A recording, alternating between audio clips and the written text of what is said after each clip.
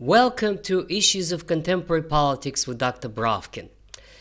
First, I'd like to wish you all a Merry Christmas and a Happy New Year. And today, I'd like to continue this, seems like eternal topic of war in Ukraine, but there are new developments, and that's what I'd like today to talk about today. The title of my presentation today is Why the Recent Actions of EU and the United States make it certain Russia will continue the war. Or, to put it in other words, if any of you are rooting for Russia, then one could say that the actions of the United States and of the European Union are playing up into Putin's hands. In other words, they are doing everything that Russia responds in a military fashion and continue until total victory. Or, to put it in other words, if you are rooting for Ukraine, then the recent actions of the European Union and the United States, ostensibly designed to help Ukraine, listen to Ukraine, arm Ukraine, in fact, worsen the situation of Ukrainian and President Zelensky. So let me explain why I think so and what are these recent developments. Now, of course, you all are familiar with the recent saga of immobilizing Russian assets, and I devoted several videos about this, but the most important outcome, as you all know, is that the Europeans didn't dare to back the loan to Ukraine with Russian sovereign assets. And in fact, they went for Plan B, which is that in case Ukraine does not receive Russian reparations, and that probably would not, definitely will not, because to receive reparations, you have to win the war. In that case, this would be covered by the European governments, by the European Union itself. And that, of course, means this was, of course, a result that several countries, as you all know, voted against this at the meeting on the 19th, 18th, and 19th of December. Now, these countries are, most importantly, was Italy and Hungary, of course, Slovakia, Czech Republic, but then the crucial role, as we now know, was played by President Macron, who said that it should not violate international law. So I did some research and I found interesting facts, and not only about France, but also about other European countries. It seems that the key reason why Macron didn't dare to openly break the convention of seizing Russian assets is that France is quite exposed to Russian holdings. Total Energy, which is an oil company, has assets of billions and billions of euros or dollars, whatever you want, in Russia. I think it's something like it owes 20% of the liquefied gas company. And that not only that, there is also Auchan, which is a supermarket chain, which is still functioning despite all the sanctions and is making profit close to 2 billion a year. And that's just to name only a few. There are many other French companies that are there. And of course, the countries that showed reluctance are similar, in a similar position, such as Italy, that also has a bank that is functioning in Russia, Raiffeisen Bank of Austria that is still functioning and making money in Russia, and the list goes on and on. In other words, the countries that listened to their business leaders were the ones that decided against seizure of Russian assets. With the notable exception of Germany, Chancellor Merz was one of the champions of seizing Russian assets, and despite the objection of Volkswagen and other German companies that have enormous assets in Russia. Now, of course, Belgium was so much against this because the Euroclear has $15 billion holdings in Russia. So basically, the bottom line is that von der Leyen made a big mistake by trying to push that through, because a lot of European countries have a lot of investments in Russia, and the Russians have responded that they would target these companies of these countries in a selective manner, in a mirror kind response. Whatever you take from us, we will take from you. And that, of course, shows that the actions of the European Union were ill-advised, but also produced an effect, which I discussed in my previous video, that Russians perceived it as unprecedented act of economic warfare. And to accept any kind of a peace settlement would mean that you can do it and go unpunished.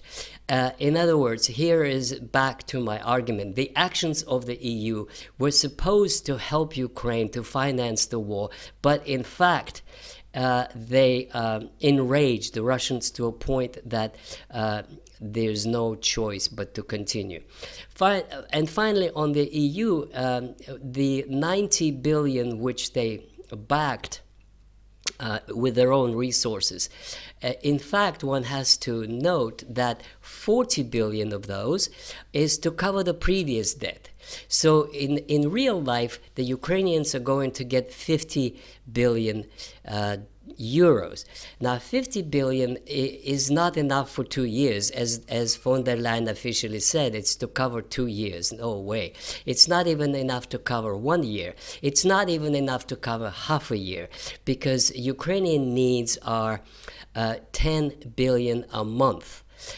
So 50 billion is at best would cover 5 months, or maybe half a year, but that's it, nothing else. And that means that Ukraine has no resources to last any considerable amount of time. And of course, there are no weapons that are easily available for purchase.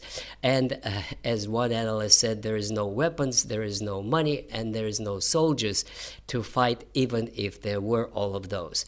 So this is the ill-conceived policy of EU. Now, let me move on to the recent actions of the United States. Now, as we all know, President Trump acts as if he's an honest broker, as if he's trying to reconcile positions of Russia and Ukraine, and then there's shuttle diplomacy, and Witkoff goes here and goes there, and they meet, and they smile, and they shake hands, and one day he smiles and shakes hands with Ushakov and saying, this is fine, we've made big progress, and the next day he goes and he meets Zelensky, and then they make big progress. But in fact, what I'm trying to say is that the actions of the United States, not on the negotiating side, but most importantly, their other actions, which I will come to in a minute, show to the Russians that the United States is not in the position to enforce anything on the Ukrainians.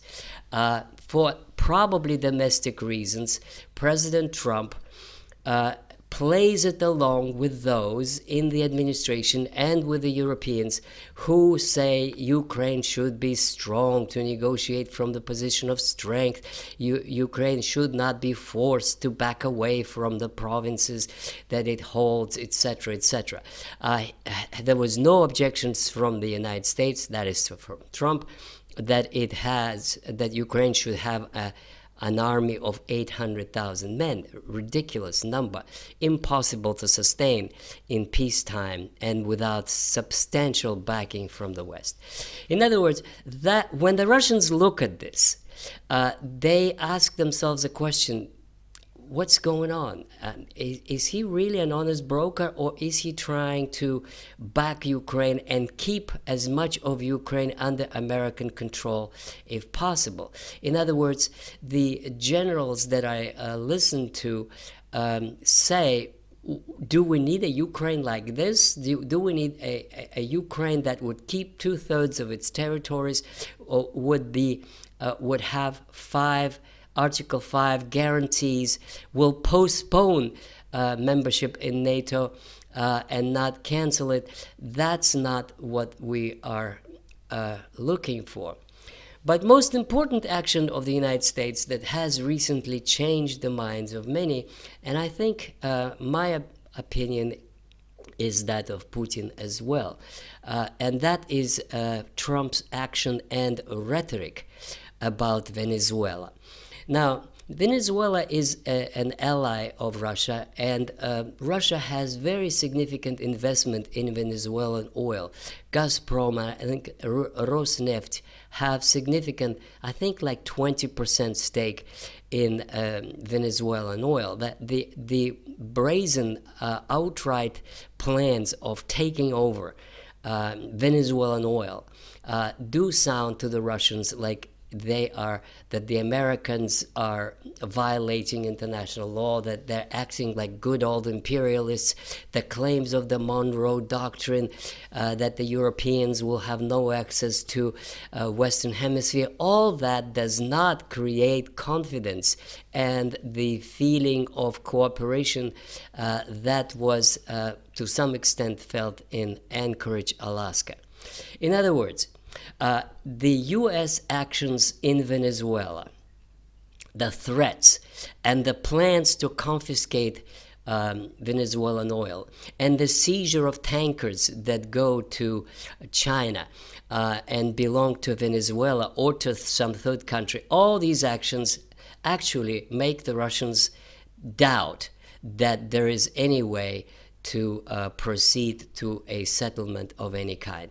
In other words, I think their approach now is to play along with the so-called negotiations and to act as if there is going to be some kind of a trade, a deal of whatever, but deep down they simply dragging time because no deal is possible, not in the context of what the U.S. is doing in Venezuela and what the European Union is doing with Russian assets.